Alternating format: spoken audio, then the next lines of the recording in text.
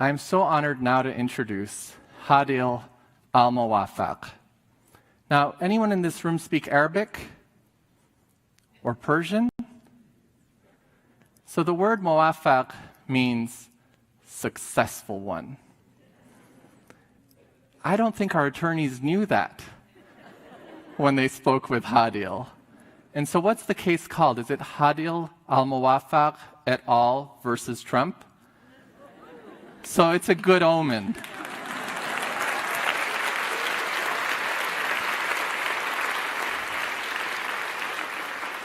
So I am now honored to introduce Hadil Al-Mowafak, who is the plaintiff in one of the many cases filed not just by the ACLU, but many civil rights organizations throughout the country, challenging this unconstitutional executive order of the Muslim ban.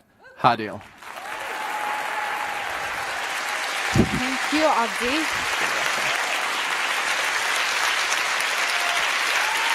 Thank you. Good evening, everyone. I am delighted to be joining you here tonight on this special event. What a marvelous audience. Well, I am Hadil Al-Mowafak, student from Yemen, and I am a plaintiff on the ACLU lawsuit against the executive order banning people from 7 Muslim-majority countries. We've been hearing a lot about the legal side of the executive order. Today, I'll guide you through what it means to be one of the persons affected directly by this ban through telling my own story.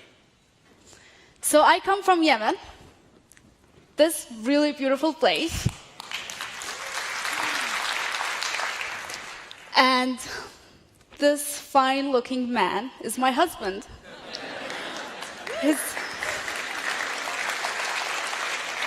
His name is Murad Zubair. On March 22, 2012, I met Murad while he was painting graffiti on the street. Magic sparked. We fell in love. And 4 years later, we got married. When the war broke out in Yemen in 2015, I started working on documenting human rights violations. And that gave me a new sense of purpose to study law and become a human rights lawyer. On March 25th, 2016, I received my admission letter from Stanford. I got accepted.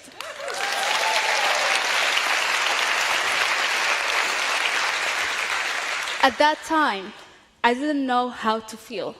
Should I feel happy because I just got accepted into one of the world's leading universities? Or should I feel sad because I knew that I'm gonna be staying away from my husband for a whole year? And when you're living in a war-torn country, such as Yemen, you didn't get to have many opportunities. So the decision that we took was not at all an easy one.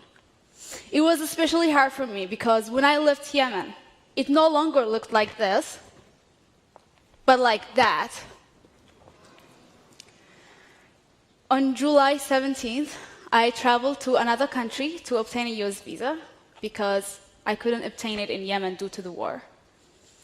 It was then that I started counting down the days until I go home to my husband and family. At that time, I had 11 months left until I go home. On September 17th, I arrived at Stanford. 9 more months, and I'll be home. I finished full quarter. 6 more months until I get home. Whenever my friends will ask me about my summer plans, my answer is always the same. I will go home. However, on January 27th, I heard about the ban. I received the news in disbelief. But people were detained at airports. They were denied entry to the US, and protests were everywhere. It was real. January 27th, I no longer know when I'm coming back home. I've heard many people say that the ban will not cause much harm since it's only temporary, and that people who are affected by it should just wait until the ban is over for the sake of national security.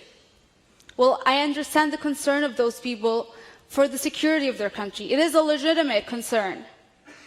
But what I'm struggling to understand is that how could a ban based on hate and discrimination protect Americans from anything at all?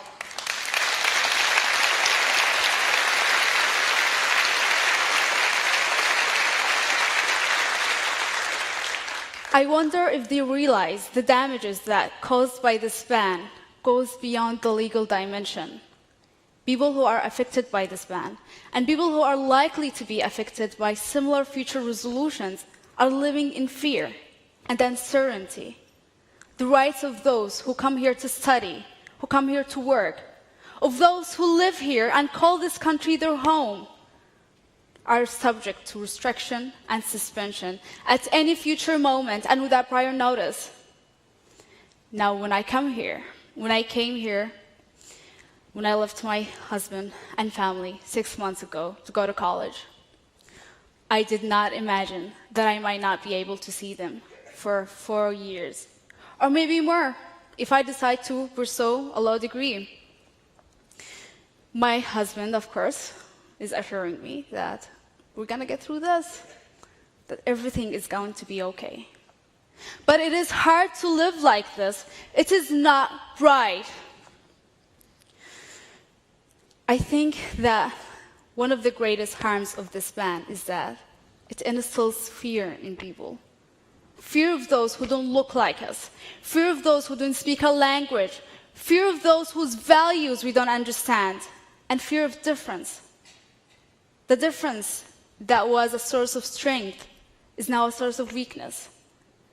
And the difference that used to be celebrated is now being frowned upon. Now fear has come to replace the openness and acceptance, and hate has come to replace tolerance. But that cannot be right. Coming from Yemen, I get to proudly consider myself among the revolutionary generation. If the Arab Spring taught us anything at all, that would be how important it is to say no to injustice and to how to stand against what's wrong before it's too late and before too many wrongs accumulate.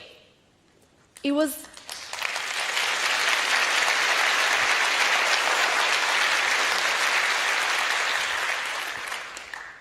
the silence of the generation before us that made our countries what they are today.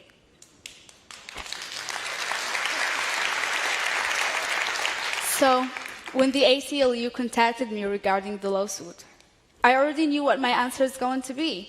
Yes, I'm going to stand against what's wrong.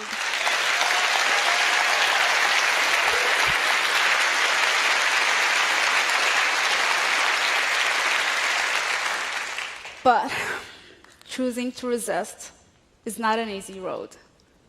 Choosing to speak up, to take an action, and to get out of our comfort zone is not an easy way, but it is the right way. I believe that the first step to resistance is to dispose of this fear inside of us and to find that one thing that keeps us going on.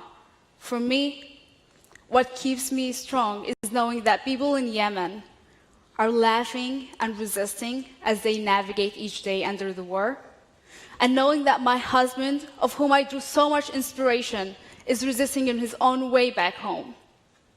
So tell me, can you think of something that's inspiring you to keep going? Before I end my speech, I just want us all to remember that every dark cloud has a silver lining. And those are you. Those are everyone who's choosing to resist when it's neither favorable or comfortable. So thank you for your support. Thank you for being courageous. You are standing on the right side of history. Thank you.